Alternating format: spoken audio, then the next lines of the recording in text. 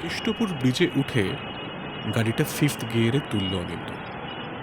আর maximum 15 minute লাগবে সাইটে পৌঁছতে। গালে হাত দিল একবার, খড়খড় করছে।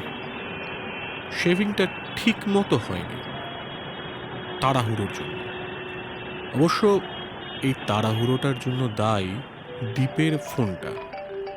স্যার, একটা হালকা টেনশন ছিল দীপের গলায়। বলো দীপ। এখানে একটা এই সিচুয়েশন হয়েছে স্যার। কি? ঘুম কেটে যায় অনিন্দর। লেবাররা কোনো ইস্যু করলো নাকি? কালকেই লেবারদের প্রায় পুরো টিমটাই ঢুকেছে। রতন সিং তাদের লেবার কন্ট্রাক্টরকে অনেক দিন ধরে চেনে অনিন্দ, সেই কনস্ট্রাক্টিনোতে কাজ করার সময় থেকে। মানে স্যার, এই পাওয়ার শভেলটা একটু এই টেস্ট করতে গিয়ে। কি হয়েছে? আঁতকে উঠেছিল অনিন্দ। না স্যার, মানে ওই এক্সক্যাভেট করা শুরু হয়েছিল এই অ্যারাউন্ড 7 ফিট ডিগ করার পর সাডেনলি একটা, কি? মানে একটা বাক্স স্যার। বাক্স? হ্যাঁ স্যার, একটা বাক্স পাওয়া গেছে। সো? মানে ইয়ে বাক্সটা খুবই পুরনো স্যার, এই পিওর আয়রন কাস্টেড, এই একটা চামড়া দিয়ে র্যাপ করা ছিল স্যার। আরে তাতে কি হলো? খুলে দেখেছো কি ব্যাপারটা? এই না স্যার, খুলিনি। এই আপনি আসুন না একবার, আপনাকেই দেবো। ইন দ্য মিন টাইম আমি ওটাকে একটু সাফ করে রাখি স্যার। ওয়েল, ওকে, তুমি একবার রতন সিং এর সাথে কথা বলে নিও। লেবারদের থাকার জায়গাটা আজ একটু দেখে নিতে হবে। মেটেরিয়ালসও ঢুকবে আজ বেশ কিছু, চেক অন দ্যাট। কাল থেকে ফুল সুইংয়ে প্রজেক্ট স্টার্ট করতে হবে দীপ, মাইন্ড ইউ। শিওর স্যার, একদম। থুম মেরে খানিকক্ষণ বিছানায় বসেছিল অনিন্দ। তারপর পলককে হেঁকে ব্রেকফাস্ট রেডি করতে বলে বাথরুমে ঢুকল। ঢোকার আগে অবশ্য একবার উঁকি মেরে মেয়েটার মুখ দেখতে ভুলেনি অনিন্দ। কি মিষ্টি লাগছে ঘুমন্ত মুখখানা। সাইটে পৌঁছতেই অস্থায়ী অফিসটায় ঢুকে ফ্যানটা আগে চালালো অনিন্দ। কনস্ট্রাক্টিনোর রিজিওনাল ম্যানেজারের চাকরি ছাড়ার 2.5 বছর পর তার নিজের কোম্পানি ড্রিম হাউস কনস্ট্রাকশনের এটা প্রথম বড় কাজ। প্রপার রাজারহাট নিউ টাউনের এই জমিটা অনিন্দর বাবা 40 বছর আগে কিনেছিলেন। মা নাকি তখন খুব আপত্তি জানিয়েছিল। এই জায়গাগুলোয় তখন ছিল জঙ্গল আর মাছের ভেড়ি। কিন্তু গত 15 বছর ধরে হিসেবটা কিন্তু বদলাচ্ছিল।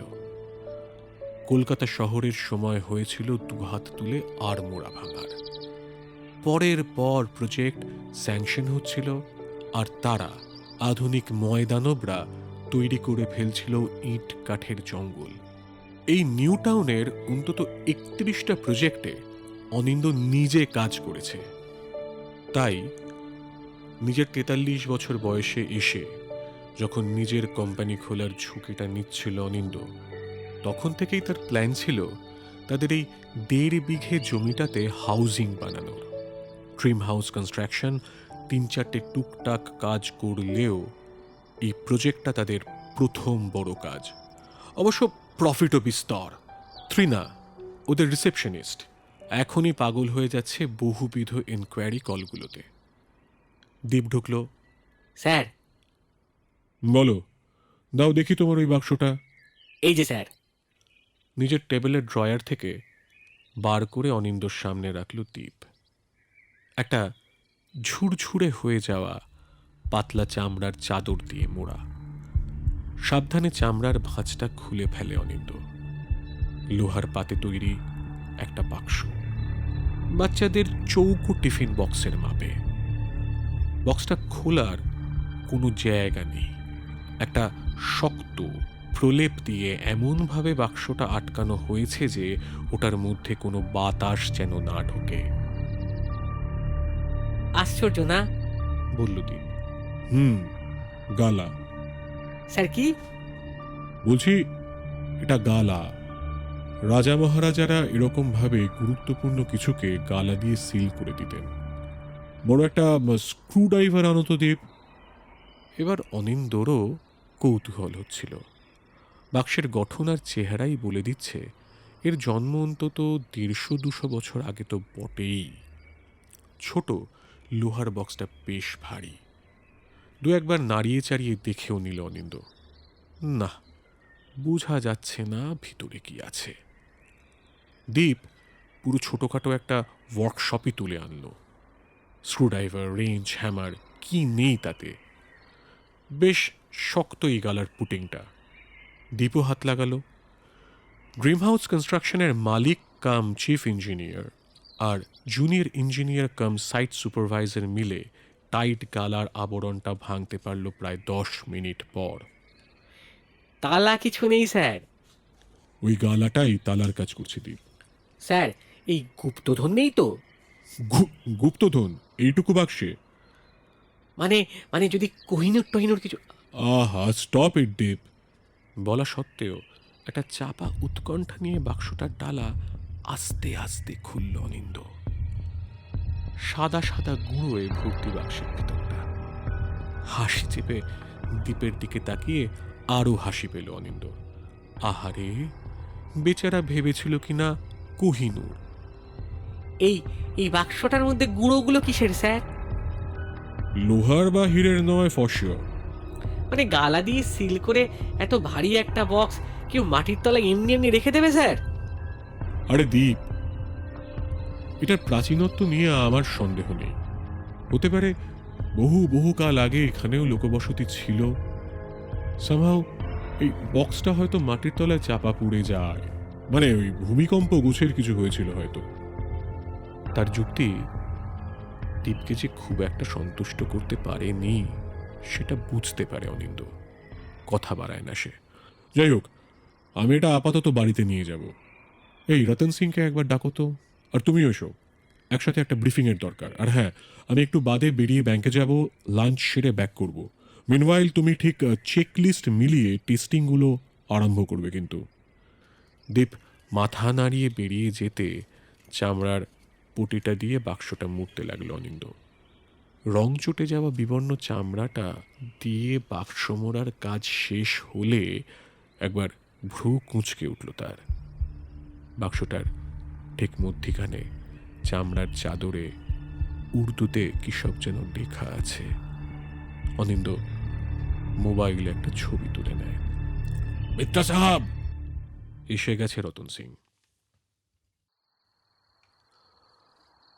মশালটা হালকা হয়ে আসছে শাহবাজ খাঁয়ের। রাত 3 প্রহর হয়ে গেল। চকের সামনে একটা কুকুরও চোখে পড়ল না শাহবাজের। গত 9 দিন ধরে চলা এক ঘটনায় অনেকেই বেশক ভয় খেয়েছে। তাই আজ স্বয়ং আব্দুল রহিম খানি খানানের ভ্রাতুষ্পুত্র শাহবাজ টহল দিতে বেরিয়েছে হিন্দুস্তানের শাহী রাজধানী আগ্রার রাস্তায়। রাজপথে তার তুর্কি ঘোড়াটার নালের খট খট আওয়াজটা ছাড়া আর কিছুই শুনতে পাচ্ছে না সে। দূর দূর নজর করেও কোনো ইনসান দেখতে পেল না শাহবাজ। শরাবখানাও খালি। অবশ্য লোকজন বেমতলব ভয় পায়নি। 9 দিন ধরে সকালে আগ্রার গলিতে, রাজপথে, সড়কে পাওয়া গেছে তাজা সব মৃতদেহ। মাহরুফদের মধ্যে হিন্দু আছে, মুসলিম আছে। পরশু আবার কোন ল্যাংটা জৈন সাধু পাওয়া গেছে যমুনার তীরের জঙ্গলে। অবশ্য এতে ঘাবড়ায় না শাহবাজ। কয়েক বছর আগে হলদিঘাটের যুদ্ধে অনেক রাজপুতের রক্ত শুকিয়ে আছে এখনো তার তরবারিতে। কিন্তু এই কদিনে মতের যে ভয়ঙ্কর চেহারা সে দেখেছে তার এতদিনের লড়াইয়ের ময়দানেও সে দেখেনি। সবকটা মরহুমের মুখে ছিল বিভৎস একটা ডর। শক্ত হয়ে যাওয়া চেহারার বুকের কাছটায় ছিল একটা গর্ত। পাঁজর ভাঙা প্রত্যেকটা মৃতদেহেরও কলিজা ছিল না। কেউ তাদের কলিজা বার করে নিয়েছিল। জিন্দা বা মুর্দা, এই ইবলিশের বাচ্চাকে ধরতেই হবে। বাদশাহ আকবর কাল আগ্রায় আসছেন। শাহবাজ যদি আজ এই মৃত্যু রহস্য ভেদ করতে পারে তার কপাল খুলে যাবে। ইনাম ছাড়াও জয়গিরু সে পেয়ে যেতে পারে।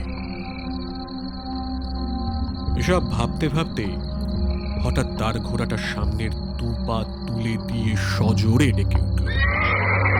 কোনোভাবে টাল সামলে নিয়ে চৌকস ঘোড়সওয়ার শাহবাজ সামনে দেখতে পেল কালো জুব্বা পরে কে যেন দাঁড়িয়ে আছে, তার দিকে পিঠ ফিরিয়ে।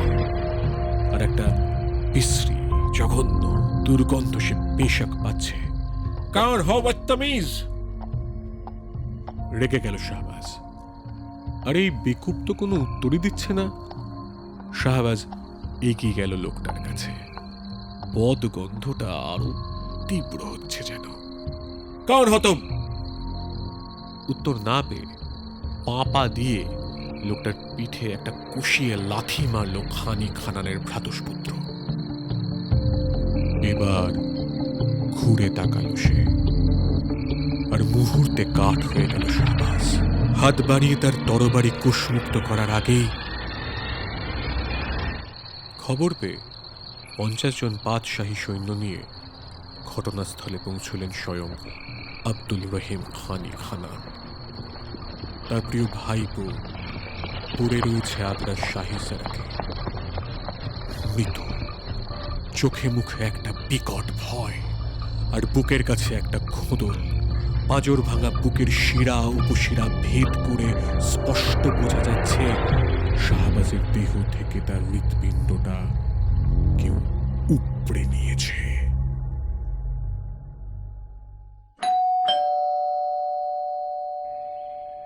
বেল বাজতে না বাজতেই দরজা খুলল উলি। আলেখ্যা, বাবাই তুমি? বাপের বুকে ঝাঁপিয়ে পড়ল বাপ সোহাগী মেয়ে। আরে ছাড় ছাড় বলে অলিকে চেপে জড়িয়ে ধরল অনিন্দ। মামা কই? মামা, মামা washroom. But how come you are here? আরে ব্যাংকে এসেছিলাম, কাজটাও হয়ে গেল, তাই ভাবলাম লাঞ্চটা সেরে যাই। গ্রেট। আরে বাবাই, what's that? Looks very shabby. হ্যাঁ, এটা একটা বাক্স। সাইটের মাটি খুঁড়তে গিয়ে পেয়েছে লেবাররা। ও, কি আছে? জানি না বেটা, সাম পাউডার অফ দ্যাট সর্ট। ওটা কি? পলক ঢুকলো ঘরে। মামা, এটা একটা বক্স বাবাইয়ের লেবাররা এক্সক্যাভেট করতে গিয়ে ডিসকভার করেছে। অনি, এই নোংরা জিনিসটা তুমি বাড়ি বয়ে নিয়ে এলে? আরে না, মানে ভালো করে দেখতে হবে। আমি আপাতত স্টাডিতে রাখছি, পরে মনে করে ব্যাপারটা ওই কাল্টিভেট করতে হচ্ছে মশাই। তা পলা, লাঞ্চ দেবে না তোমার বরটাকে? হাসতে হাসতে তিনজনে খাওয়া শেষ করলো। মেয়েটাকে আবার এক প্রস্থ ছুটকে মুটকে পলকের দিকে তাকিয়ে তাদের একান্ত হাসিটা হেসে বেরোলো অনিন্দ। স্টার্ট দিল গাড়ি। ফার্স্ট গিয়ারে দিয়ে গাড়ি করানোর আগেই ফোন বেজে উঠল আবার। দীপ। হ্যালো হ্যাঁ বলো। স্যার। আরে বলো। ইয়ে স্যার, মানে স্যার। আরে কি বলছো? মানে স্যার, ডেথ। ডেথ? গিয়ার থেকে পা সরে যাওনি, ছোট্ট ঝাঁকুনি দিয়ে বন্ধ হয়ে যায় তার নেভি ব্লু ব্যালেনো। হ্যাঁ sir. Please pick up. God damn it, কার? ড্রাইভারের। আরে কোন ড্রাইভারের? দয়াল মাহাতো স্যার। আজ যে সকালে পাওয়ার শভেলটা এই ট্রাই রান করছিল সে। ও বাট কি করে হলো দীপ? জানি না স্যার, হঠাৎ করে রক্ত বমি শুরু হয়। আমি সাইটের গাড়িতে হসপিটাল নিয়ে যাচ্ছিলাম স্যার, কিন্তু গাড়িতেই হি ওয়াজ ডেড। মানে কি করে হঠাৎ? সকালেও I think he was all right. হ্যাঁ স্যার, এই বুঝতে পারছি না, লেবাররা একটু ঘাবড়ে গেছে স্যার। কাল থেকে কাজ শুরু, সো ওরা ভাবছে ওই অমিনাস সাইন আর কি। আমি আসছি দীপ, তুমি ওদিকটা সামলাও। হাফ অ্যান আওয়ারে ঢুকছি আমি। কপালে গভীর একটা ভাঁজ নিয়ে গাড়ি স্টার্ট দিল অনিন্দ। রাত্রি ঘনিয়ে এসেছে যমুনার তীরে। আগ্রা দুর্গের বহির্ভাগে একটি সুরম্য কক্ষে ঝলমল করছে ঝাড়বাতি। কয়েকজন রাজপুরুষ উৎকণ্ঠা নিয়ে অপেক্ষা করছেন কক্ষের অভ্যন্তরে। আর দীর্ঘদেহী সুপুরুষ ধীর স্বভাবের মানুষটি বড় অসহিষ্ণু আজ। কেউ কোনো বাক্যালাপ করছেন না। যে বিভীষিকা আগ্রার মানুষকে কয়েকদিন ধরে বেচেন করে রেখেছিল, আজ তার অবসান হওয়ার কথা। অন্তিম প্রস্তুতি আর লড়াই শুরুর কথা চরের মাধ্যমে জানতে পারলেও আব্দুল রহিম স্বয়ং না এলে স্বস্তি পাওয়া যাচ্ছে না।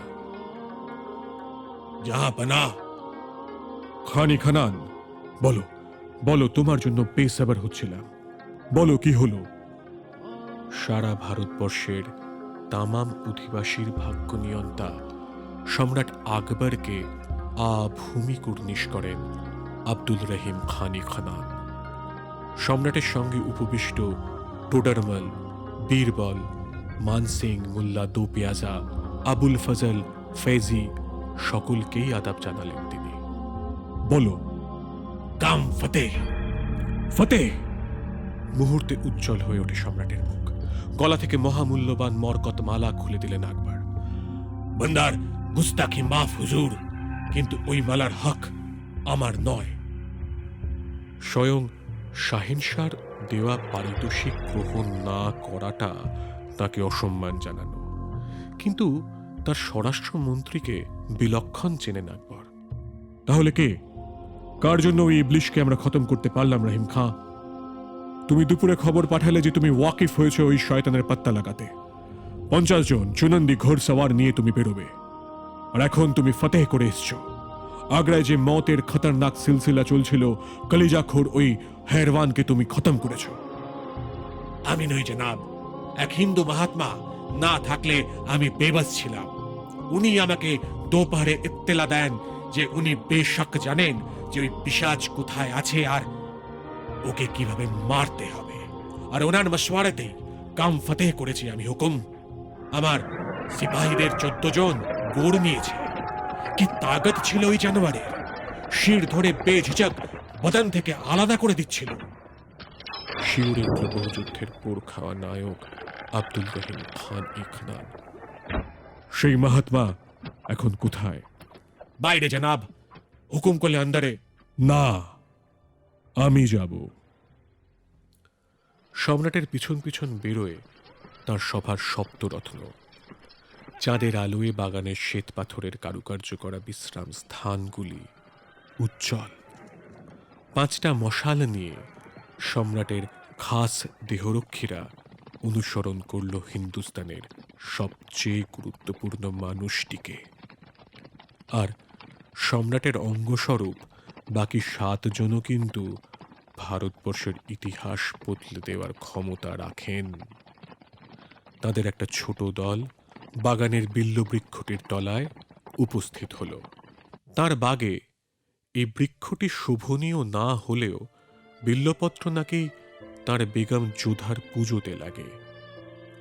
খানি খানান জানান দিলেন, ইনি।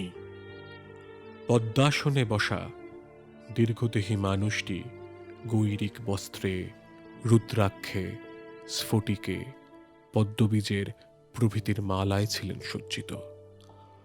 ভারত সম্রাটকে সামনে দেখেও চঞ্চল হলেন না তিনি।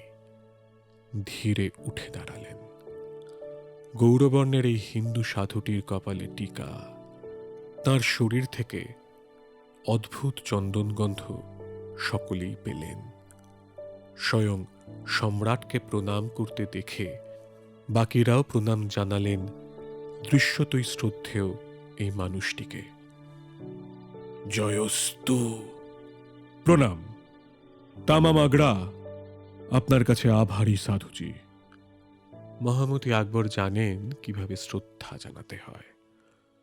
কিন্তু এই প্রায় মহিনাভর যে ইবলিশ আগ্রাকে দোজখ করে দিয়েছিল, যে বে ইন্তেহা খৌফে মরহুমদের লাশ পাওয়া যাচ্ছিল হর রোজ, তাদের সিনার কাছে বেদর্দি উপায় গর্ত করে কলিজা বার করে নেওয়া হচ্ছিল কেন? কে করছিল এই শয়তানি হরকত? আর আপনি বা ফরিস্তার মতো কি করে আগওয়া হলেন এই কর্তুদের? সাধুজি বলুন। স্মিত হাসলেন সাধু। সম্রাট, আমি সামান্য এক মানুষ, ঈশ্বরের আরাধনা করি মাত্র।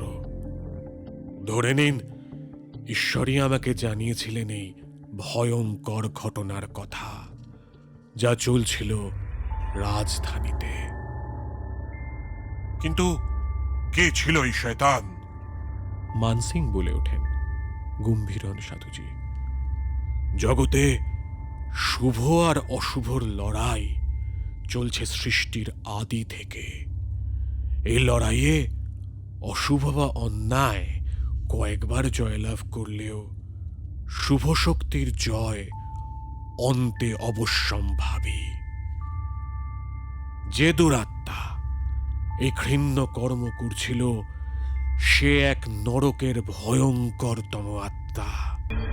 তাকে নিশ্চয়ই বদ্ধ করে রাখা হয়েছিল কোনোভাবে, কিন্তু যার শরীরকে কেন্দ্র করে সে এই ঘটনাগুলো ঘটাচ্ছিল, সে বেচারা কোনোভাবে এই পাপাত্মার সবাধার, হাড়, নখ, চুল কিছু স্পর্শ করে ফেলেছিল অজান্তে।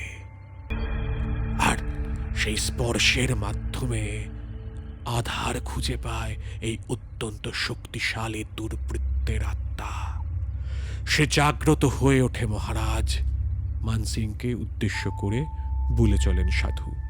সম্ভবত সে গভীর মহাশক্তি সম্পন্ন কোনো তান্ত্রিক যোগী, যে হয়তো 1008 সব সাধনায় ব্রতী হয়েছিল।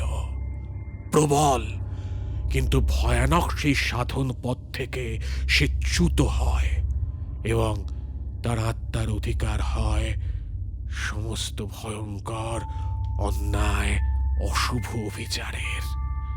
এক মহাবিকট দুর্গন্ধ, গলিত শবের গন্ধ বেড়ায় তার উপস্থিতিতে। মানুষের হৃৎপিণ্ড তার খাদ্য, না হলে তো গোরস্থানের মাটি খুঁড়ে সে বার করে আনতে পারত মৃতদেহ। শিউরে ওঠেন সকলে। গম্ভীর গলায় সম্রাট বলেন, তাহলে কিভাবে মদ ঘটল এর? খানি খানান কিছু বলতে গিয়ে আটকে যান। আকবর তাকে থামিয়ে সাধুকে বলেন, আপনি বলুন মহারাজ। হে বাদশাহ, 50 জন বীর সিপাহীর পক্ষেও তাকে কাবু করা মুশকিল হয়েছিল। সামান্য শরীরের আধারেও এত ভয়ঙ্কর তার শক্তি, তাকে আটকানো মুশকিল। কিন্তু শরীরে তো তারও হৃদয় আছে। শরীর যখন আছে, মৃত্যু হতে বাধ্য।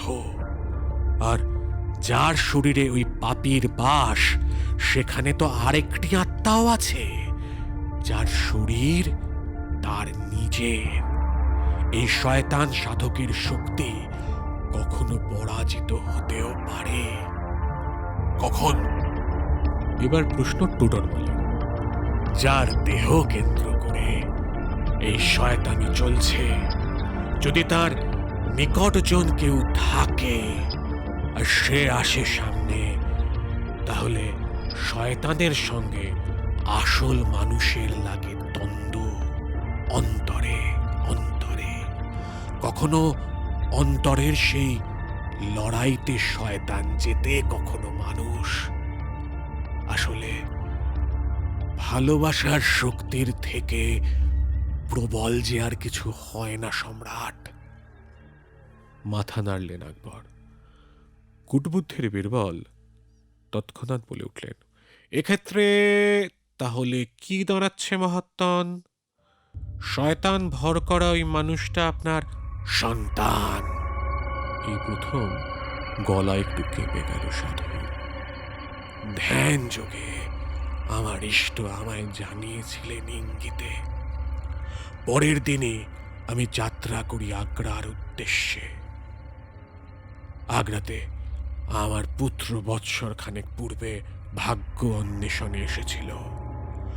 এই ভূমিতে পা দেওয়া থেকে আমি শুনি কি ঘটে চলেছে দুর্ভাগার কপালে। আমার পুত্রের অন্তর ছটফট করছে, অথচ প্রবল শক্তিশালী ভয়ঙ্কর ওই ঘৃণ্য আত্মা তাকে নিষ্ক্রিয় করে রেখেছে। আমাকে হাতের কাছে পেলে শেষ করত আগে, কারণ আমার ছেলের আমার প্রতি ভালোবাসা ছিল ওই শয়তানের তার দেহ সম্পূর্ণতম অধিকারের সামান্য বাধা। সামান্য, তবুও বাধা। আজ অন্তিমে আমার যুদ্ধ ছিল আমারই সঙ্গে হেবের বল। তবে আমার উপস্থিতি বা মন্ত্র প্রভাবে সুবিধা হলেও আপনার সৈন্যদের সাহস ও শৌর্যের কোনো তুলনা নেই সম্রাট। হাসলেন ভারতের ভাগ্য বিধাতা। খানি খানান জানালেন তার চিন্তা। হুকুম, ওই শয়তানের দেহ এখনো পাহারায় রেখেছি। আপনার মর্জি কি? দফন করা হবে না কেটে কুত্তাদের খাওয়াবেন? আগ্রাবাসীরা দেখবে। না, সাধু বলে উঠলেন, এটি করবেন না। আমার পুত্রের আত্মা এই হত্যায় মুক্তি পেয়ে গেছে, কিন্তু ওই অভিশপ্ত আত্মা এখনো মৃত শরীরের প্রত্যেকটি কোষে কোষে ছড়িয়ে আছে। ওকে যে ছুঁবে, মানুষ বা কুকুর, যে কোনো জীবিত সত্তা, ও তাকেই গ্রহণ করবে। টুকরা টুকরা করে কেটে ছড়িয়ে দাও। কোনোটা আগ্রায় তো কোনো টুকরা দিল্লিতে, কোনো টুকরা মেবারে তো কোনো টুকরা চিতোরে। ক্ষমা করবেন প্রভু, তীব্র স্বরে হিস হিসিয়ে বলে যান সাধু। একই ঘটনা ঘটবে, পুনরাবৃত্তি হবে আগ্রার। ওই কাটা টুকরো যদি কাকে, শকুনে, কুকুরেও মুখে দেয়, তখন অশুভ শক্তি বশ করবে তাদের। তাহলে এই নাপাক দেহ নিয়ে কি করব আমরা? এই প্রথম মুখ খুললেন মুলা দো পেয়াজা। জ্বালিয়ে দিন, দূর থেকে মশাল ধরিয়ে পুড়িয়ে দিন ওই দেহ। কিন্তু নাভি, তার কি হবে? মানসিং বলে ওঠেন, নাভি তো পড়ে না, জলে ভাসাতে হয়। না না না না, নাভি স্পর্শেও সে পেতে পারে দেহ। পোড়া শরীরের ছাই তুলে না পোড়া নাভি কোনোভাবে স্পর্শ না করে যেন সংগ্রহ করা হয়, সেটাকে কোনোভাবে যেন সুরক্ষিত রাখা হয়, কেউ যেন স্পর্শ না করে এই অভিশপ্ত আত্মাকে। নইলে নইলে আবার শরীর পেয়ে এ শুরু করবে তার নারকীয় তাণ্ডব। বেশ, সকলে তাকালেন অন্তিম আদেশ দেবার অধিকারীর দিকে। জ্বালাও এই জিসম, ছাই নাও, নাভি নাও দূর থেকে। একটা লোহার বাক্সে সব ভরো, গালা দিয়ে এমন ভাবে বন্ধ করো হাওয়াও যেন না ঢুকতে পারে অন্দরে। চলে যাও দূরে, 5 হাত খুঁড়ে দফন করো ওই বাক্স। বাক্সটাকে ঢেকে তার উপরে আমার হুকুমনামায় লিখে দিও, সাবধান, এর ভিতর কি আছে বলে দিও আনেওয়ালা দুনিয়ার জন্য। কেউ যেন কখনো না ছুতে পারে এই শয়তানি রুহুকে। সাধুর দিকে ফিরলেন আকবর। নজরানা দিয়ে আপনাকে ছোট করার গুস্তাখি আমি করব না সাধুজি, কিন্তু জানতে বড় ইচ্ছে করছে আপনার নাম। নিশ্চুপ আবুল ফজল বলে ওঠেন, হ্যাঁ, আপনার নাম কি মহারাজ জি? জাহাপানার উপরে একটি কিতাব লিখছি আমি, সেখানে। না, গর্জে উঠলেন বাদশাহ, কখনো না। এই ঘটনার কথা আজ থেকে আর কেউ বলবে না। কোথাও কোনো কলমকারিতে এই দহশতের কথা যেন প্রকাশ না হয়। আকবরের জামানায় এই রকম কিছু ঘটেনি কখনো, ইনশাল্লাহ ঘটবেও না। বলে উঠলেন সকলে। তবে আপনার নাম জানার ইচ্ছেটা তো আমার রই গেল সাধুজি। আকবর হাসলেন। মহানন্দ হালদার। দেশ বঙ্গে গঙ্গার ঘাটে এক মন্দির আছে, মায়ের মন্দিরের নামেই ঘাটের নাম। কালীর ঘাট, কালীঘাটও লোকে বলে। আমি ওই মায়ের পুজো করি আর জপ তপ করি। আকবর বললেন, আপনার শক্তি সম্বন্ধে এর চেয়ে বেশি কিছু আপনি যে বলবেন না তা আমি বুঝেছি। মান সিং এর দিকে ফিরলেন সম্রাট। মান সিং, ওই বাক্স নিয়ে 30 সিপাহী তুরন্ত পাঠাও বাংলায়। দফন করো ওই ছাই কালীর ঘাটের কাছাকাছি কোথাও। মনে রাখবে, লোকালয় নয়, ভালো হয় গঙ্গা নদী থেকে খানিক দূরের কোনো জঙ্গলে। 5 হাত খুঁড়বে, মিট্টি বুঝিয়ে দেবে একদম। যার জিসমের ছাই তার মিট্টিতেই থাকুক সে অন্তত। মান সিং কুর্নিশ করে চলে যান কর্তব্য সম্পাদনে।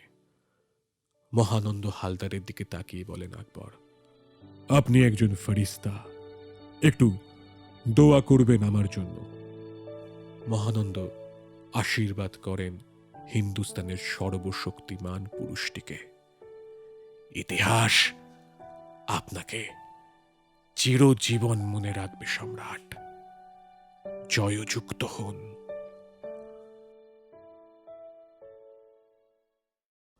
সাইটের গেটে গাড়ি পার্ক করে নামল অনিন্দ। ভিতরের জটলাটা দেখতে পাচ্ছে সে। ভিড়টার দিকে এগুলো সে। এই তো স্যার। কি হলো বলো তো দীপ?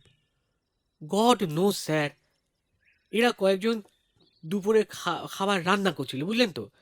আপনি বলে যাওয়ার পর এই চেকলিস্ট মিলিয়ে এই টেস্টিংগুলো করছিলাম, এমন সময়। দীপ, ছোট করে বলো। বিরক্ত হয় অনিন্দ। আমি বলছি মিত্তা সাহাব। হাল ধরেছে রতন সিং। আরে দয়ালবা সকালে ওই পোয়ার সবেলটা টেস্টিং করছিল। ওই যখন মিট্টি থেকে বাক্সা মিললো না তখনই। হ্যাঁ হ্যাঁ, তারপর? আরে তারপর তো ও আমায় বললো যে ওর ওই শরীরটা না খারাপ লাগছে। তা আমি বললাম কি একটু রেস্ট করে লে। তারপর আমি আর দীপবাবু কাম করিতেছিলাম, হঠাৎই ও এসে বললো কি সব উল্টা পুল্টা স্বপ্ন দেখে ভয় খেয়ে গেছে। হ্যাঁ স্যার, এই দেখেই মনে হচ্ছিল না খুব ভয় পেয়েছে। তা তখনই ও সব উল্টি করতে লাগিল, পুরা খুন বেরোচ্ছিল গলা দিয়ে। ইস, দেন? শুধুই অনিন্দ। স্যার এই দেন আমি নবকে বললাম গাড়িটা বার করতে। উইদিন 5 মিনিটসে গাড়ি নিয়ে আমরা ওই সামনের হসপিটালটায় যাচ্ছিলাম, আর তার আগেই sir cardiac arrest, heart fail. এ হে। তবে মিত্তা সাহেব, ও তো আমার গদিতেই মরলো। ওর মুখ দেখকে লাগছিল কি বহুত ডর খেয়েছে ও। এই তো আপনিও দেখেন না। ভিড়টাকে সরিয়ে দিয়ে শোয়ানো বডিটা দেখতে পায় অনিন্দ। কতই বা হবে বয়স, 40-41। মুখটা কিরকম বেঁকে আছে, চোখ বন্ধ, একটা চাদর গলা অবধি ঢাকা। ভয়ের অবশ্য কোনো চিহ্ন দেখতে পেল না অনিন্দ। দ্বীপের দিকে তাকালো সে। বসের মনোভাব বুঝে দ্বীপ ফিসফিস করে বলল, স্যার এই দয়াল চোখ খুলে মারা গেছিল, এই চোখ দেখেই বোঝা যাচ্ছিল স্যার হেভি ভয় পেয়েছে। অনিন্দর কিছু বলার নেই। স্যাড কেস, বেচারা দয়ালের কপাল খারাপ। কলকাতায় বছরের বেশিরভাগ দিন থাকে, কার মৃত্যু যে কোথায় লেখা থাকে কে জানে। তারপর সারাদিন কিরকম ভাবে কেটে গেল অনিন্দ বুঝতেই পারল না। দয়ালের বডি, কফিন আর ওই এমবামমেন্টের জন্য পার্ক সার্কাসের পিস ওয়ার্ল্ডে পাঠালো 3টে লেবার, যারা দয়ালের গাঁওয়ালাও বটে। তাদের হাতে পয়সা কড়ি দিয়ে বুঝিয়ে দেওয়া একদম এখান থেকে অ্যাম্বুলেন্সে কোডারমার কোনো এক দুরূহ গ্রামে নিয়ে যাওয়ার বন্দোবস্ত করা, রতন সিংকে তুতিয়ে পাতিয়ে লেবারদের কালকের ডের জন্য প্রস্তুত করা, মেটেরিয়াল টেস্টিং এবং আনুষঙ্গিক আরও কিছু করে নিয়ে যখন অ্যাকাউন্টস নিয়ে অনিন্দ বসেছে, ফোন বেজে উঠল। উত্তীয়, স্কুলের বন্ধু, লিঙ্গুইস্টিকের প্রফেসর। 13টা না 14টা ভাষায় অনর্গল বকবক করতে পারে। জালালো। বল। আরে ভাই খবর কি? বিজি আছি, ঝেড়ে খাস। আরে তোর আবার ব্যস্ততা কি রে? হ্যাঁ, তুই তো সিইও অফ কি যেন বলে ড্রিম হাউস কনস্ট্রাকশনস। খাটবে তো মজদুররা, তুই তো বুর্জুয়া মালিক রে। গালাগাল খাবি ভর সন্ধ্যাবেলা? আরে দূর, স্কচ খাচ্ছি। গালাগাল তুই খাসালা। আচ্ছা শোন, তাড়াতাড়ি বল। আরে ভাই, এই আমার শালাটার একটা ফ্ল্যাট চাই, এই পূব দক্ষিণ খোলা ফাইন হাওয়া খেলবে টাইপের, গরম বাতিক শালার, 1200 স্কোয়ার ফিটের মতো। এই তোরটা করে দে না ভাই, আমি তাহলে একটু 2% দালালি খিচে নি। শালা, আমার শালা, তুই শালা। আরে আমার শালা, আমি নই। দেখ না রে ভাই, অনিন্দ, এই মাইরি হাড় জ্বালিয়ে খেলো, বুঝলি তো? শালাকে বলিস অ্যালটমেন্ট চলছে, এখানে এনি ডে চলে আসতে, 11টা থেকে 7টা। মিট করতে আমাকে আমার সেল নাম্বারটা দিয়ে দে, তোর রেফারেন্সে যেন কল করে। বাঁচালি। আরও কি একটা বলতে যায় উত্তীয়, আটকায় অনিন্দ। এই শোন না উত্তীয়, তুই উর্দু জানিস তাই না? আমি সব জানি ওস্তাদ, আরবি, তুর্কি, হেকিমি, কবিরাজি, উর্দু, ফার্সি, ডালগোনা কফি। ওফ চুপ কর। হাসি চাপে অনিন্দ। তোকে একটা ফটো পাঠাবো হোয়াটসঅ্যাপে, উর্দুই মনে হলো। জানাস তো কি লেখা আছে? শিওর ভাই, আজ না হলে কাল পরশু বলবো, তাড়াহুড়ো আছে কিছু? আরে না না, জাস্ট একটা কৌতূহল। ওকে ভাই, এই এই এই বলতো, এই প্রদীপ মালটা কেমন আছে জানিস? এই রে, খেজুর করবে এখন। টুক করে ফোনটা কেটে দিল অনিন্দ। সকালে তোলা বাক্সের ঢাকনার ছবিটা উত্তীয়কে পাঠিয়ে মন দিল অ্যাকাউন্টসে। আবার বাজছে ফোন। উত্তীয়ই নিশ্চয়ই প্রদীপের খবর নেওয়ার জন্য আবার জ্বালাচ্ছে মালটা। ফোনটা তুলল অনিন্দ। না, পলক। হ্যাঁ বলো। শোনো না, পলকের গলায় আতঙ্ক। কি হলো পলা? টেনশন এবার অনিন্দরও। শোনো না, ফুঁপিয়ে ওঠে পলক। ও অলিকে খুঁজে পাওয়া যাচ্ছে না। মানে? চিৎকার করে ওঠে অনিন্দ। দীপ অবাক হয়ে তাকায় ওর মুখের দিকে। মানে দুপুরের পর আমি একটু স্পেন্সারে গেছিলাম, ও স্টাডি রুমে ছিল। বলেছিলাম 5টা বাজলে শাহানাদের ফ্ল্যাটে গিয়ে খেলতে, 6টায় ব্যাক করতে। আমি 5:30টায় ফিরে দেখি ও নেই। 6:30 অবধি না ফেরাই আমি শাহানাদের বাড়ি গিয়ে শুনি ও নাকি যায়নি ওদের বাড়িতে। গেট কিপাররাও দেখেনি ওকে বেরোতে। এখন 7টা বাজে অনি, আমার ভীষণ ভীষণ টেনশন হচ্ছে। তুমি প্লিজ প্লিজ এসো। হতভম্ব দীপকে ফেলে গাড়ির দিকে দৌড়য় অনিন্দ। দ্রুত হাত চালাচ্ছে 2 সিপাহী। নরম মাটির ওপর কোপ পড়ছে কোদালের। 5 হাত খুঁড়তে হবে। চামড়ায় মোড়া লোহার বাক্সটা নিয়ে কঠিন মুখে দাঁড়িয়ে আছে আরেকজন। সুবা বাংলার এই অখাদ্য জায়গায় তাদের শুধু একটা বাক্স পুঁততে সেই আগ্রা থেকে আসতে হয়েছে। আশ্চর্য! জঙ্গলের মধ্য দিয়ে একদণ্ড অশ্বারোহণে গেলে গঙ্গা নদী। কাফেরদের একটা দেবী মন্দির আছে সেখানে। ঘোড়াগুলোকে জল খাওয়াতে নিয়ে যাওয়া হয়েছিল। তাদের উপর নির্দেশ আছে বাক্স মাটিতে দফন করে মিট্টি সমান করে সেই ওয়াক্তেই ফিরতে। মির্জা খাঁ! বাক্স হাতে নিয়ে মির্জা খাঁ একটু অন্যমনস্ক হয়ে গেছিল। সম্বিত ফিরে পেয়ে সে দেখে তার সামনে বেশ গভীর একটা গর্ত। সাবধানে নিচে নামল সে। বেটে দাও! বাক্সটা নামিয়ে সকলে মিলে মাটি ফেলে সমান করে বুঝিয়ে দিল গর্ত। ফতে, আগ্রা চলো। 30টা ঘোড়ার 120টা পায়ের আওয়াজ ধীরে ধীরে মিলিয়ে গেল।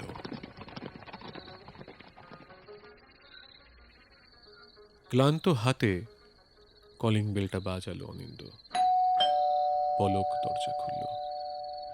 কেঁদে কেঁদে চোখ মুখ ফুলে গেছে। কিছু খবর? জানতে চাইল পলা। না। ড্রয়িং রুমের সোফায় বসে জুতোয় হাত দিল অনিন্দ। কিছু বললো পুলিশ? এফআইআর করালাম, কাল আসবে সকালে। এই ছবিটা সঙ্গে নিয়ে গেছিলাম, ওরা বোধহয় সব থানায় মেসেজ পাস করলো। হ্যাঁ গো, আমরা তো কারোর কোনোদিনও ক্ষতি কিছু করিনি। বলো বলো, আমাদেরই এমন কেন হলো? হাউ হাউ করে কাঁদতে থাকা পলার মাথায় হাত দিয়ে অনিন্দ চুপচাপ অসহায়ের মতো বসে থাকে। সন্ধেবেলা বাড়ি ফিরে সম্ভাব্য অসম্ভাব্য সব জায়গায় খোঁজ খবর করেছে তারা। কমপ্লেক্সের প্রত্যেক ফ্ল্যাটে খোঁজ খবর, অলির ক্লাস ফ্রেন্ডদের ফোন, এমনকি বর্ধমানে বাবা মার কাছেও জানতে চেয়েছে। অনিন্দর এক দাদা ব্যাঙ্গালোরে থাকে, তাকেও বলেছে। তারপর পাশের ফ্ল্যাটের রজতদার সাথে থানায় গেছিল অনিন্দ। ওসি ভদ্রলোক যথেষ্ট সহানুভূতি নিয়ে কথা বলেছিল ওদের সাথে। দেখুন মিস্টার মিত্র, আমরা তো চেষ্টা করবই, কিন্তু আপনারাও একটু ভালো করে খোঁজ খবর নিন। ইদানিং বাচ্চারা তো স্মার্ট হয়ে গেছে, আর তাদের FB account, web search, WhatsApp chat, মানে সব কিছুই ট্যাপ করতে হয় আমাদের। এই ড্রাগ র্যাকেট, ট্রাফিকিং ছাড়াও এইসব এই ছাইপাশ গেমগুলো, কি যেন বলে, এই ব্লু হোয়েল, পোকেমন গো, এগুলো তো ভয়ঙ্কর মশাই। বাচ্চাদের পুরো না সাইকোলজিক্যাল ক্রিমিনাল মাইন্ডের বানিয়ে তোলে। কি করে বুঝাবে তাকে অনিন্দ? তাদের অলি একটু এরকম নয়। ওর শৈশব এখনো লেগে থাকে ওর ব্যবহারে, ওর চোখে মুখে, ওর উচ্ছলতায়, ওর বারবির সেটে, ওর ডোরেমন দেখতে দেখতে হি হি হাসিতে। ওকে স্মার্টফোন কিনে দেয়নি তারা এখনো। এখন মনে হচ্ছে ফোন থাকলে হয়তো ট্র্যাক করাটাও সহজ হতো। দীপকে ফোনে সব ঘটনা জানিয়ে অনিন্দ বলেছে কাজ আপাতত বন্ধ রাখতে। সম্ভব নয় অনিন্দর পক্ষে অন্য কিছু করা। মেয়েটার গায়ে একটা মিষ্টি গন্ধ পেত অনিন্দ সব সময়। যন্ত্রণাগুলো জল হয়ে নেমে আসে চোখ থেকে। পুলিশরা খুঁজে পাবে তো গো? পলার চূড়ান্ত কষ্ট পাওয়া চোখ এই প্রথমবার দেখল অনিন্দ তাদের 15 বছরের বিবাহিত জীবনে। নিশ্চয়ই পাবে, খোঁজ খবর করতে কাল সকালেই ওরা আসবে। তন্দ্রাটা ভেঙে গেল অনিন্দর। সারা রাত দু চোখে একটু ঘুম ছিল না দুজনের, খাওয়ার ইচ্ছেও হয়নি। পলা সারা রাতেই ফুঁপিয়ে ফুঁপিয়ে উঠছিল। একদম ভোরের দিকে ক্লান্ত শরীরটা ছেড়ে দিয়েছিল খানিকক্ষণের জন্য। কলিং বেল বাজছে, দরজাতেও ধাক্কা মারছে। পলা কই? বাথরুমে বোধ হয়। আবার ধাক্কা। খুলছি খুলছি বলতে বলতে ঘড়িটা দেখে অনিন্দ। ভোর 5:30। এত সকালে পুলিশ নাকি অলির খোঁজ পাওয়া গেছে? প্রায় দৌড়ে গিয়ে দরজা খুলল অনিন্দ। পাশের ফ্ল্যাটের রজতদা এবং আরো কয়েকজন প্রতিবেশী। কি হয়েছে? মার্ডার! কি রজতদা? চিৎকার করে ওঠে অনিন্দ। আরে আমাদের গেট কিপারটা সকালে 5 এর মিস্টার দত্ত লোকেট করেন। অফুল সিন একটা, পুলিশ আসছে। ও! অনিন্দ চোরা স্বস্তির নিঃশ্বাস ফেলে একটা। মার্ডার শুনেই সে ভেবেছিল হয়তো হয়তো অলি। বাথরুমে থাকা পলককে ব্যাপারটা জানিয়ে নিচে নামে অনিন্দ। ফ্ল্যাটের গেটের ঠিক পাশে একটা ছোট্ট ঘরে থাকত রাঘব মণ্ডল, তাদের গেট কিপার। মাঝারি একটা জটলার মধ্য দিয়ে সামনে এসে ছোট ঘরটায় উঁকি মেরে দেখেই ছিটকে সরে যায় অনিন্দ। পাশে এসে কোনোভাবে গুলিয়ে ওঠা শরীর থেকে বেরোতে চাওয়া বমিটা আটকাতে আপ্রাণ চেষ্টা করে সে। রাঘব পড়েছিল ওই ঘরের মেঝেতে, চোখে মুখে একটা বিবশ করে দেওয়া ভয়, আর বুকের কাছটায় একটা গর্ত। বমিটার সামলাতে পারেন অনিন্দ। আজকে এমনিতেই আসতাম, কিন্তু আসার জন্য যে আর একটা কারণও ঘটবে সেইটা আনবিলিভেবল। ড্রয়িং রুমে বসে অনিন্দকে বললেন ওসি মিস্টার মুনিশ বিশ্বাস। রাঘবের বডি পোস্টমর্টেমে চলে গেছে। ওর হৃৎপিণ্ডটা ছিঁড়ে নেওয়া হয়েছিল। ফরেন্সিকের লোকজন নিচে কাজ করছে। কর্ডন করে রাখা হয়েছে দারোয়ানদের। বাইরে অভিভ্যান, প্রিন্ট আর ডিজিটাল 2 মিডিয়াই এখন তৎপরতার সঙ্গে পরিবেশন করছে তাদের রোমহর্ষক ব্রেকিং নিউজ। সৌভাগ্য যে সাংবাদিকরা রাঘবের মৃতদেহ দেখতে পায়নি, তাই বিশ্বস্ত সূত্রে খবর পেয়ে তারা আপাতত আমদানি করছে অঙ্গ পাচারকারী দল, হিংস্র জানোয়ার, ভূত ইত্যাদির কাল্পনিক ব্যাখ্যা। কি মারাত্মক হোমিসাইড! এরকম ভয়ানক ডেথ আমি খুব কমই দেখেছি মিস্টার মিত্র। সত্যি ওই ভয়ঙ্কর মৃতদেহের স্মৃতিটা বারবার ভেসে এসে অনিন্দকে কাঁপিয়ে দিচ্ছে। গোটা কমপ্লেক্সই কাল উলিকে হারানোর পর থেকেই ঝিমিয়ে পড়েছিল, আর এখন সম্পূর্ণ পাথর। কেউই কোনোভাবে ভাবতে পারছে না রাঘবের এই দশা কি করে হলো। তা কি বুঝছেন স্যার? কে জানে, কোনো গ্যাংয়ের সাথে যোগাযোগ থাকতে পারে দ্যাট রাঘবের। হয়তো কোনো রাগে কেউ, কিন্তু অমন নৃশংসভাবে খুনটাই আমাকে ভাবাচ্ছে মিস্টার মিত্র। আমি উলির ব্যাপারটা বলছিলাম। পলকের দিকে তাকালো অনিন্দ। উৎসুক হয়ে উঠল পলা। হ্যাঁ স্যার, কোনো নিউজ? আগ্রহ ফেটে পড়ছে মায়ের। না Mrs Mitra, as of now no. আমরা অলরেডি প্রসেস শুরু করে দিয়েছি। আপনাদের এলাকায় সিসিটিভি ফুটেজ চেক টেক করা হচ্ছে। স্যাডলি আপনাদের কমপ্লেক্সে কোনো সিসিটিভি নেই। হ্যাঁ, আসলে এই পুরনো কমপ্লেক্স তো, সকলেই একটা ফ্যামিলির মতো। আমরাও ভেবেছিলাম নেক্সট মান্থে বসিয়ে নেব। অনিন্দর পাশে বসা রজত উত্তর দেয়, এই হাউজিংয়ের ওয়েলফেয়ার কমিটির জেনারেল সেক্রেটারি সে। বসানোর আগেই দেখলেন কি হয়ে গেল। আরে পুলিশ কতটুকু করবে মশাই, আপনাদের সেলফ প্রোটেকশনটাও মাস্ট। বললেন মনীষ। আচ্ছা মিস্টার মিত্র, আপনার মেয়ে ওই আলেখ্যার কয়েকটা ছবি দিতে পারবেন আমাকে, এই ডিফারেন্ট প্রোফাইলে? পলক হ্যাঁ, এক্ষুনি দিচ্ছি। বলে বেরিয়ে যায় ছবি আনতে। আচ্ছা, কি মনে হয় এই কাল বিকেলে আলেখ্যার নিখোঁজ হওয়ার সাথে রাঘবের মার্ডারের কোনো সম্পর্ক কি থাকতে পারে? হ্যাঁ, মনীষ জিজ্ঞাসা করল গৃহকর্তা আর রজতকে। এইটা তো ভেবে দেখেননি না? না মানে ধরুন আপনার মেয়েকে কিডন্যাপ করেছে কেউ বা কারা, with the help of that diseased রাঘব চ্যাপ, আর তারপর তার সঙ্গে ঝামেলা হতে পারে শেয়ার পার্সেন্টেজ নিয়ে, তাই না? থামলেন মনীষ। না মশাই, না, এটা হবে না। এই ধরনের হোমিসাইড সাইকো কিলার না হলে অসম্ভব। এই তো ম্যাডাম দিন। বাক্যের শেষ অংশটা পলককে বলেন ইন্সপেক্টর বিশ্বাস।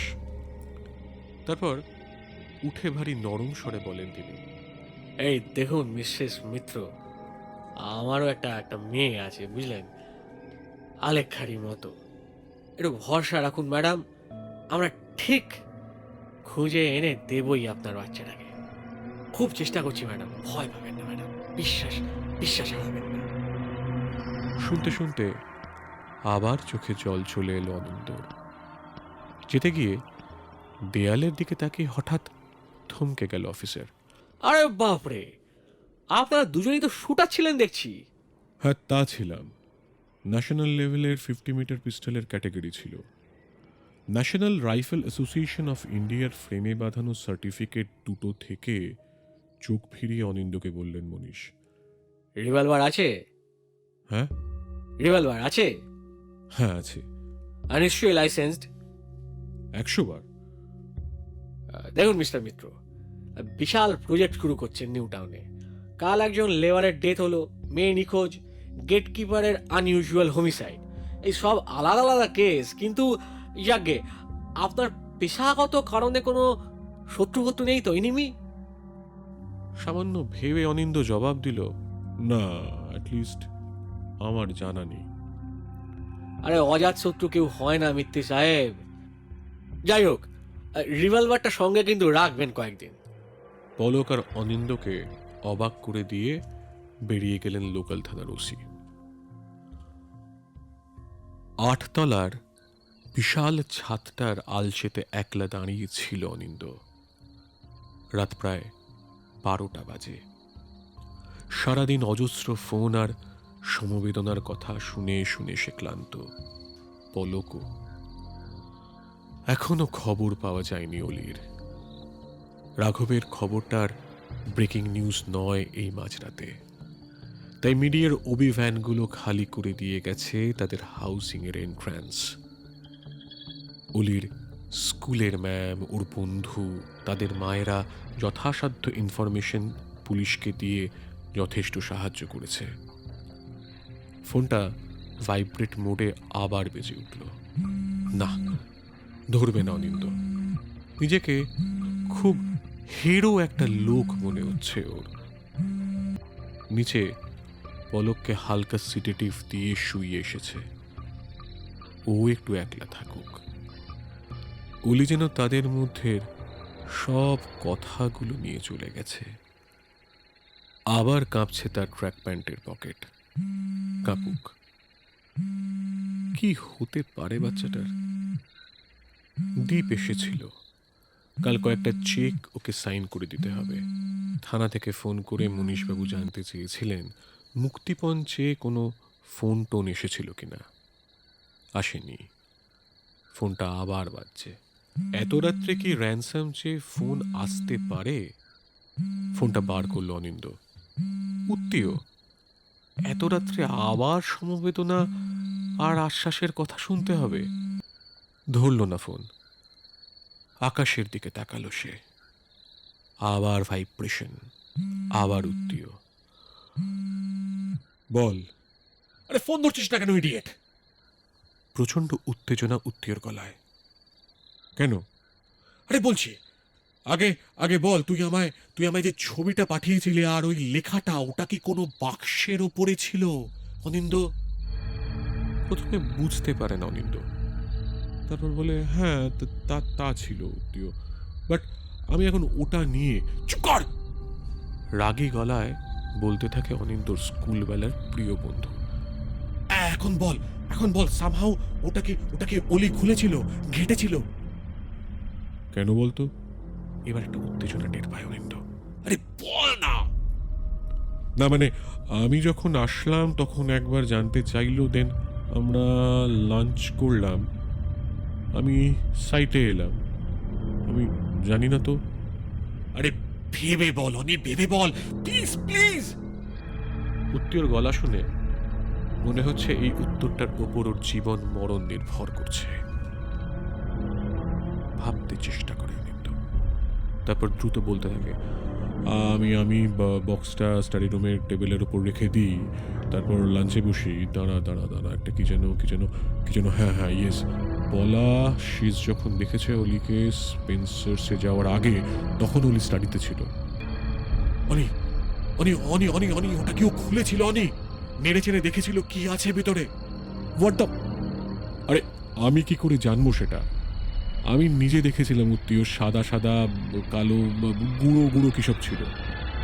ওটা ছাই ছিল। ছাই? আরে ছাই, অ্যাশ। তুই কি ওটা ছুঁয়েছিলি, ওই ছাই বা অন্য কিছু? না, একদমই না। কিন্তু তুই কি সব বলছিস বলতো? এর সাথে অলির সম্পর্কটা কি? সম্পর্ক আছে অনি, সম্পর্ক আছে, এবং সম্পর্কটা থাকলে তার ফলাফল ভয়ঙ্কর। কি সব হেয়ালি করছিস উত্তীয়? ভাই আমি একটু আগে তোর পাঠানো ছবির মধ্যে যে লেখাটা ছিল সেটা ট্রান্সলেট করেছি। ওই উর্দু লেখাটা? ওটা ফার্সি, উর্দু নয়। আমি লেখাটার বাংলা করেছি, তোকে শোনাচ্ছি, শোন। হে ভবিষ্যতের মানব সন্তান, এই লৌহ নির্মিত আধারে রাখা আছে ছাই। নরকের সব অশুভ শক্তি একত্র করে যদি একটি আত্মা তৈরি করা হয়, সেই আত্মা এই বাক্সে বন্দী হয়ে আছে। সাবধান, কখনো স্পর্শ করো না এই আধার। স্পর্শ করলেও উন্মুক্ত করো না এর ঢাকা উন্মুক্ত করলেও স্পর্শ করো না এর ভিতরে থাকা একটি নাভির দগ্ধ অবশেষকে। এই শয়তানের আত্মা জেগে উঠতে পারে কেবল একটি স্পর্শের মাধ্যমে। যে কোনো জীবের আত্মাকে সম্পূর্ণ বশীভূত করতে পারে এই অন্ধকারতম নরকের ঘৃণ্য আত্মাটি। যে হতভাগ্যের দেহকে কেন্দ্র করে অল্প কয়েকদিনের জন্য অন্ধকারের রাজত্ব চালিয়েছিল এই বিকট প্রেতাত্মা, তারই দেহাবশেষ এইটি।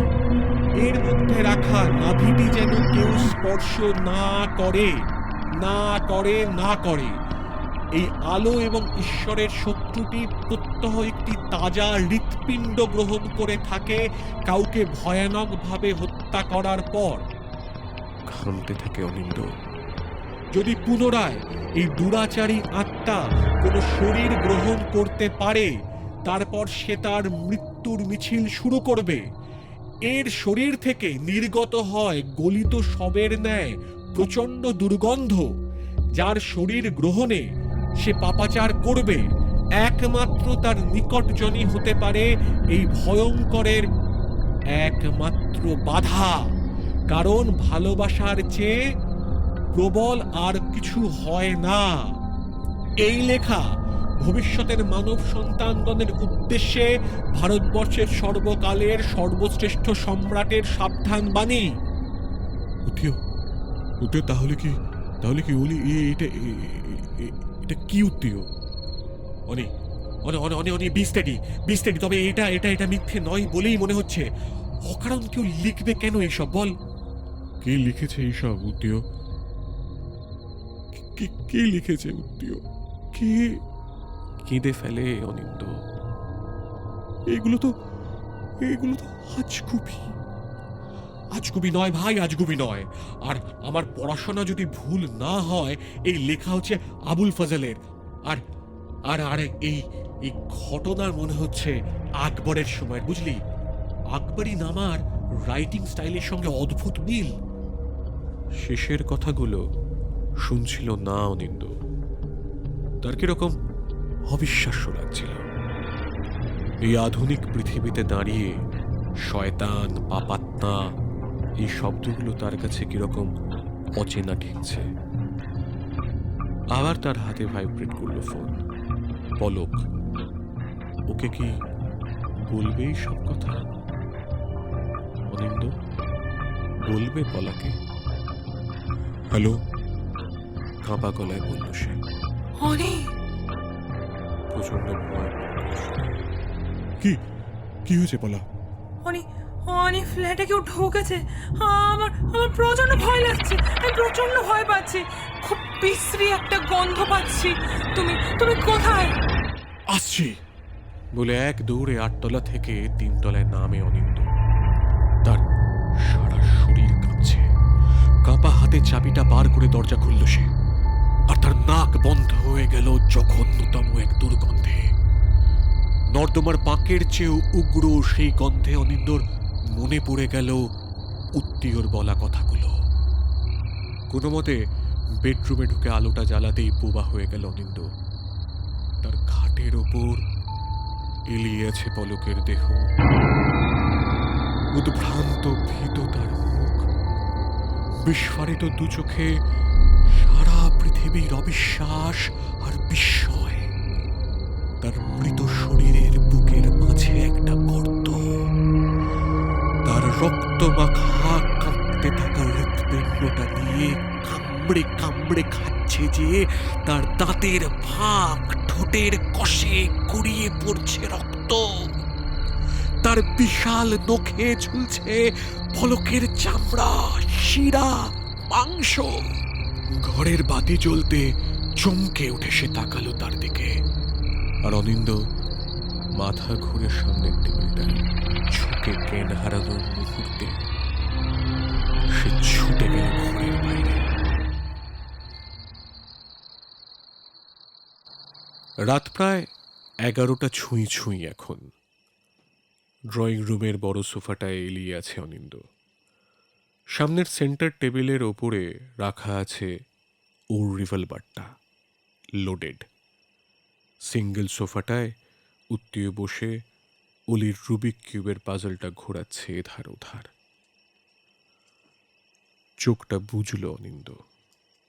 আর চোখটা বুঝতেই গত 21 ঘন্টার যাবতীয় ঘটমান বর্তমান ভেসে উঠল, জেগে উঠল মাথার প্রজেক্টরে, চোখের পর্দায়।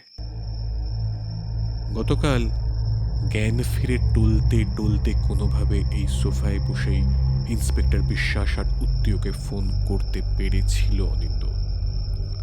মনীশবাবুকে শুধু খুন, পলক, সেম লাইক রাঘব ছাড়া আর কিছুই বলতে পারেনি সে। 20 মিনিটের মধ্যে পুলিশের স্করপিও আর অ্যাম্বুলেন্স ফ্ল্যাটের গেটে এসে দাঁড়ায়। অল্প কিছু ঘুম ভাঙা প্রতিবেশীরা হয়তো ভেবেছিল রাঘবের মৃত্যুর তদন্তের ব্যাপারেই পুলিশ হয়তো এসেছে, কিন্তু তার আধ ঘন্টার মধ্যে যাবতীয় মিডিয়ার দল আবার ভিড় করল হাউজিংয়ের গেটে। আর প্রায় পুরো হাউজিং চলে আসে অনিন্দর ফ্ল্যাটে। রজতদা আর উত্তীয় খুব সামলেছে তখন স্টাডি রুমে জেরার সামনে ছিল অনিন্দ। কখন হলো? কি দেখেছেন? কিরকম দেখতে? কি ড্রেস পরা ছিল? গায়ের রং কি? আপনাকে খুনি দেখেছে? এই পালালো কেন? আপনাকে মারলো না কেন? Are you sure? হাড়টা মুখে নিয়ে কামড়াচ্ছিল কেন? কেন রক্তের ফোঁটা আপনাদের মেইন ডোরে এসে আর দেখা যাচ্ছে না? কিরকম দেখতে? ড্রয়িং করালে বর্ণনা দিতে পারবেন? হ্যাঁ পারবেন? কি কারণে পলককে খুন? এই আপনি কাকে সন্দেহ করে বলুন তো? প্রশ্নের এভারেস্টে চড়তে চড়তে অনিন্দ তার প্রেমিকা, তার 15 বছরের স্ত্রী, তার প্রিয় বন্ধু, তার সন্তানের মায়ের জন্য একটু ভাবার, শোক করার বা কাঁদার সময়টাও পাচ্ছিল না। অসার হয়ে উত্তর দিচ্ছিল সে। তাই খানিকক্ষণ বাদে যখন উত্তীয় ডাকলো, অনেক পলককে শেষবার অনিন্দ দেখতে চায়নি পলককে, একটুও দেখতে চায়নি। সাদা চাদরে ঢেকে পলককে পোস্টমর্টেমের জন্য নিয়ে গেল পুলিশ। রজতদার স্ত্রী মৃদু স্বরে বললেন, আহারে মেয়েটা, বেচারা শেষ দেখাটাও দেখতে পেল না মাটাকে। তখন অনিন্দ চোখ বন্ধ করল, হাতের মুঠো শক্ত করল। আরো অনেক কষ্ট পেতে হবে তোমায়, হে অনিন্দ মিত্র। মনে মনে সে বলল নিজেকে। বেশ কয়েকবার ইয়ে স্যার, নিশ্চয়ই স্যার, হ্যাঁ স্যার, ঠিক স্যার, আচ্ছা স্যার বলার পর মুনিশ আবার এলো তার কাছে। সিপি সিএম এনাকে ফোন করে খুব ঝাড় দিয়েছে, সেইটা আবার ভায়া হয়ে আমি। তা এখন তো একটু যেতে হবে আমাদের সঙ্গে অনিন্দবাবু। অ্যারেস্ট করছেন? আরে ওই একটু বিশদে জিজ্ঞাসাবাদ আর কি। আবারও ফোন বাজে অফিসারের। এই দাঁড়ান। ফোনটা ধরে পাশে গিয়ে ফিসফিস করে কথা চালান ওসি। তারপর আবার সামনে এসে দাঁড়ান ভদ্রলোক। এই মিস্টার মিত্র, এই খুনি চলে যাওয়ার পর বেডরুমে আলো জ্বালিয়েছিলেন নাকি তার আগে আপনি আলো জ্বালিয়েছিলেন? ফ্যাল ফ্যাল করে তাকিয়ে থাকে অনিন্দ। ভেবে বলুন মিত্র সাহেব, খুব দরকার। আপনি কি খুনিকে দেখেছিলেন? তার হাইট কত বলতে পারবেন? বুঝতে পেরেছিলেন কিছু? অন্তত হাইটটা বুঝতে পেরেছিলেন? দু হাতে মুখ ঢাকে অনিন্দ। চুপ করে অপেক্ষা করেন অফিসার মনীশ বিশ্বাস। খানিকক্ষণ বাদে হাত সরায় অনিন্দ। একটু সহজ লাগে তাকে। উত্তীয়কে, আমার বন্ধু সবুজ পাঞ্জাবি, একটু ডাকবেন প্লিজ। আর আপনি আপনার টিমের বাকি লোকজনকে একটু বাইরে অপেক্ষা করতে বলুন। দরজায় দুবার মৃদু টক টক শব্দ হতেই উত্তীয় এক লাফে দাঁড়িয়ে পড়ে। চটকা ভেঙে রিভলভারটা হাতে নেয় অনিন্দ। চাপা গলায় জানতে চায়, কে? আমি মিস্টার মিত্র, মনীষ। স্বস্তির শ্বাস ফেলে দরজাটা খোলে অনিন্দ। মুনিশ ঢোকেন। এই ইচ্ছে করেই বেলটা বাজালাম না, বুঝলেন? লোকজন আবার কি ভাববে। আপনারা খেয়েছেন কিছু? মাথা নাড়ল অনিন্দ। উত্তর দিল উত্তীয়, হ্যাঁ ওই সামান্য কিছু। ওই রজতদার ওয়াইফ পাঠিয়ে দিয়েছিলেন। আর ওই বক্সটা খুঁজেছিলেন পাইনি মনীশবাবু। দীর্ঘশ্বাস ফেলে অনিন্দ। তাহলে এবার জানতে চান অফিসার। ঘড়ির দিকে তাকায় অনিন্দ। রাত 11:45। ইন্সপেক্টর, আপনি আর উত্তীয় বেডরুমে থাকবেন, আমি ঠিক উল্টো দিকের স্টাডিটায়। না অনিন্দবাবু, আমি পুলিশ মানুষ, আমি একলা থাকবো। আপনারা দুজন থাকবেন, আর রিভলভার লোডেড রাখবেন আর রেডি রাখবেন। অনিন্দ মিত্র সোজা তাকালো মুনিশ বিশ্বাসের দিকে। দেখতে চাইল আজ ভোর রাত্রে তার উত্তীয়র আর মুনিশের কথোপকথন মুনিশ আদৌ বিশ্বাস করেছে কিনা। মুনিশের চোখে একাগ্র শিকারীর একটা ছায়া দেখতে পেল সে। বেশ, তাই হোক, চল উত্তীয়। আর আলোগুলো অফ করে ডিম লাইট জ্বালিয়ে রাখি। আজ মেইন ডোরটা বন্ধ করলাম না কিন্তু। স্টাডিতে ঢুকে উল্টো দিকের চেয়ার টেনে বসল অনিন্দ। উত্তীয় তার পিছনে আর একটা চেয়ারে। আস্তে আস্তে রাত্রি তার নিজস্ব শব্দগুলো দিয়ে মুছিয়ে দিচ্ছে কলকাতা শহরের দিন যাপনের আওয়াজগুলোকে। বাইরে থেকে আসা ভেপার ল্যাম্পের হালকা কমলা একটা আলো পড়েছে স্টাডির দেওয়ালে। অনিন্দ স্পষ্ট দেখতে পাচ্ছে ঘরটাকে অন্ধকারের নিজস্ব আলোয়। স্নায়ু শক্ত করে বসে আছে অনিন্দ। উত্তীয়, ফিস ফিস করে ডাকে অনিন্দ। আছি। ফিস ফিসনেতেই উত্তর ভেসে আসে। সময় যায়, গভীর হতে থাকে নৈঃশব্দ প্রতি মুহূর্তে। শোন, আমি একটু ওয়াশরুমে যাচ্ছি। আচ্ছা। কাঁপা গলায় উত্তীয়র জবাব শুনে অনিন্দ বুঝল ভয় পাচ্ছে তার প্রফেসর বন্ধু। শোন, টেনশন নিস না, এক্ষুনি আসছি, পারছি না। দ্রুত পায় বাথরুমে ঢুকে নিজেকে ভারমুক্ত করে সে। ফ্ল্যাশে হাত দিতেই তীব্র দুর্গন্ধে ভরে ওঠে তার 1400 স্কোয়ার ফিটের ফ্ল্যাট। চিতার মতো স্টাডিতে ঢুকে সে। হালকা একটা শব্দে বুঝতে পারে মুনিশ বিশ্বাসও পাশে এসে দাঁড়িয়েছে। মাথা সামনে ঝুঁকিয়ে কি করছে উত্তীয়। মুহূর্তে চলে ওঠে এলইডির আলো।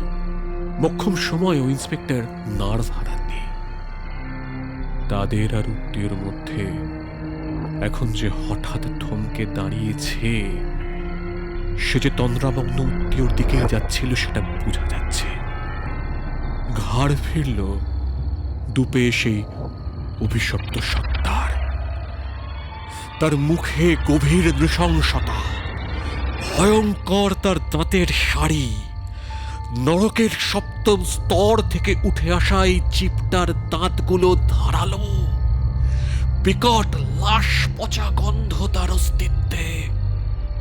ধারালো নখে সে ছিঁড়ে ফেলে চামড়া, নাড়ি, মাংস তুলে আনে নড়তে থাকা হৃদয়। কামড়ে খেয়ে তার চিরমরণের ক্ষুধা সে মেটায়।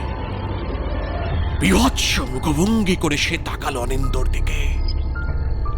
তার দু চোখে ঝরে পড়ছে অগাধ ভালোবাসা।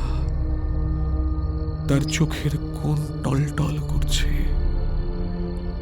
তার অশুভতম উপস্থিতিতে কেবলমাত্র বাংময় তার দৃষ্টি।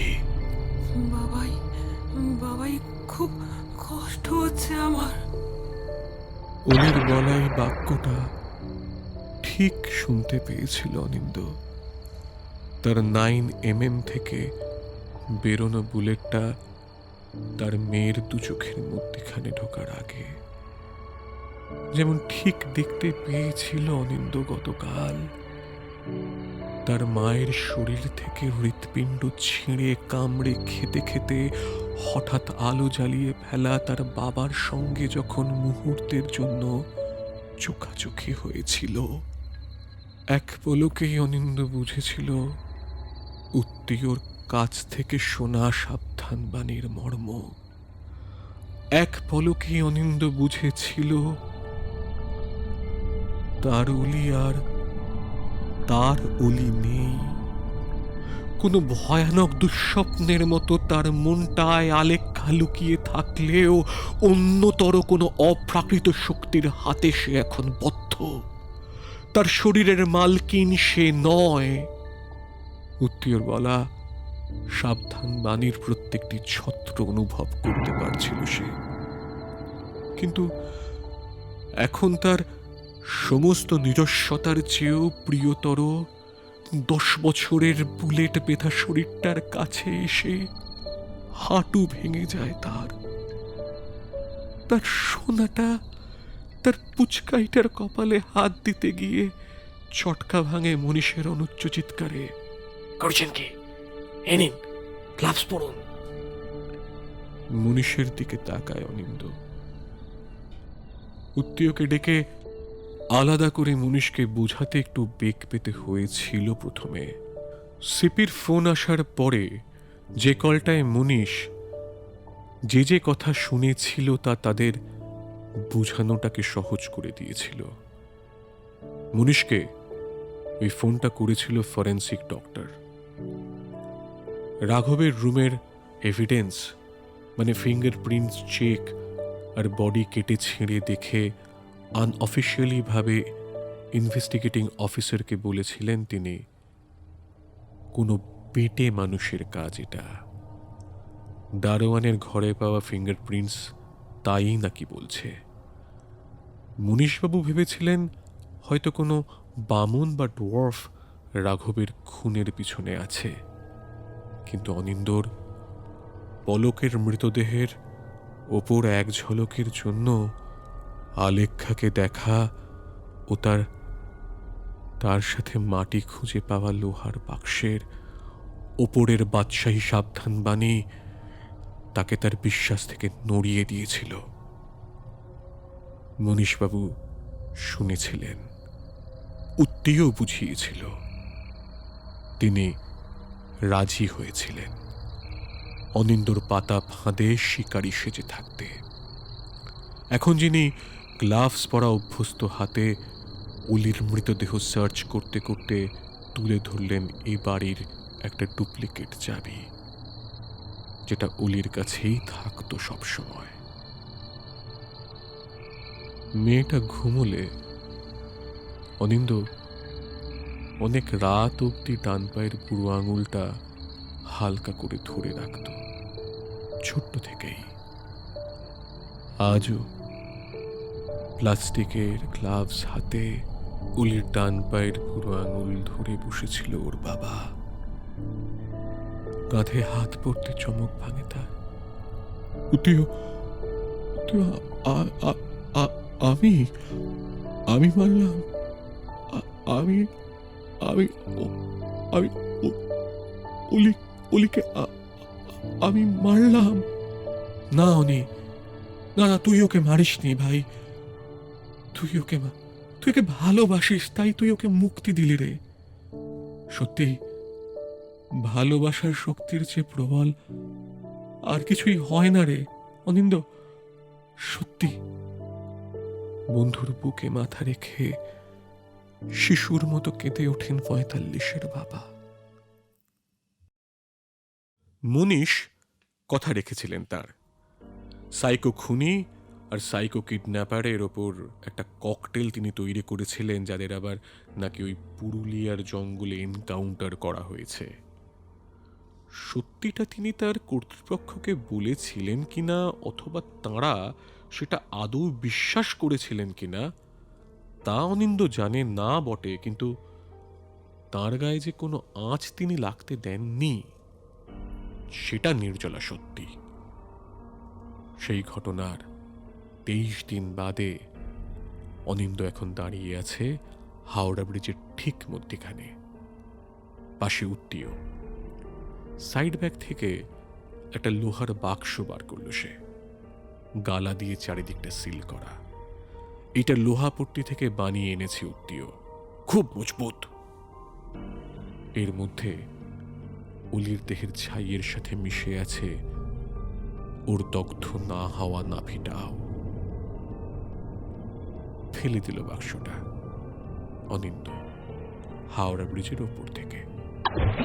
খুব করে আওয়াজ করে গঙ্গা গ্রহণ করলেন সেই অভিশপ্ত আত্মার জাগ্রত সত্তাকে। কেউ স্পর্শ করবে না ওখানে, তাই না বল? উত্তরের দিকে তাকাল অনিন্দ। চল চল। দুই বন্ধু ব্রিজ থেকে হাঁটতে থাকলেন কলকাতার দিকে। দুই বন্ধু ক্রমাগত একটা ডান্ডা দিয়ে মাটি সরাচ্ছিল। মোবাইলের টর্চটা চিবুক দিয়ে বুকে চেপে রাখা। 3 দিন আগে একটা সোনার দুল পেয়েছিল তারা, আর 7 দিন আগে পেতলের একটা ঘটি। হাওড়া কলকাতার দুপারে এখন মাটির পাহাড়। মেট্রো বসছে যে, তার বিশাল বিশাল যন্ত্রগুলো মাটি খুঁড়ে তুলে জমা করে রাখছে দুই শহরের একমাত্র নদীর ধারে। দুই ফেকলু, গঙ্গাপাড়ের ঝুপড়ির দুই ওস্তাদ। একটু বেশি রাত্রে খোঁচাখুঁচি করতে আসে পেঁকো গন্ধ ছড়ানো গঙ্গামাটির পাহাড়। যদি কিছু পায় দৈবাত, তা পায়ও মাঝে মাঝে। খুঁড়তে খুঁড়তে দুজনের ডান্ডাটা আটকালো একটা কিছুতে। হাঁচড় পাঁচড় করে দুজনে বার করে আনলো একটা লোহার বাক্স। আবার চারপাশে শক্ত করে কি একটা দিয়ে যেন আটকানো। নির্ঘাত সোনাদানা। অমলিন হাসল ওরা দুজনে দুজনের দিকে তাকিয়ে। ওরা মানে আকবর আর মহানন্দ, গঙ্গাধারের ঝোপড়ির দুই ওস্তাদ।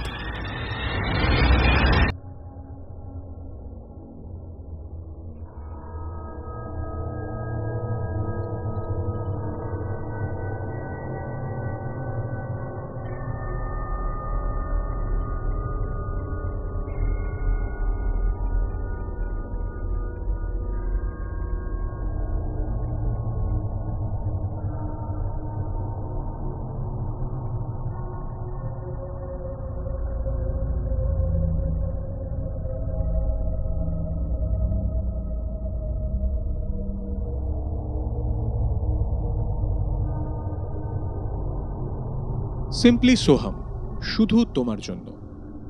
এই চ্যানেলটি ভালো লাগলে বেল বাটনটি প্রেস করো নতুন নোটিফিকেশনের জন্য, আর লাইক অবশ্যই করো, এবং কমেন্টস, শেয়ার আর সাবস্ক্রাইব করতে কখনো ভুলো না।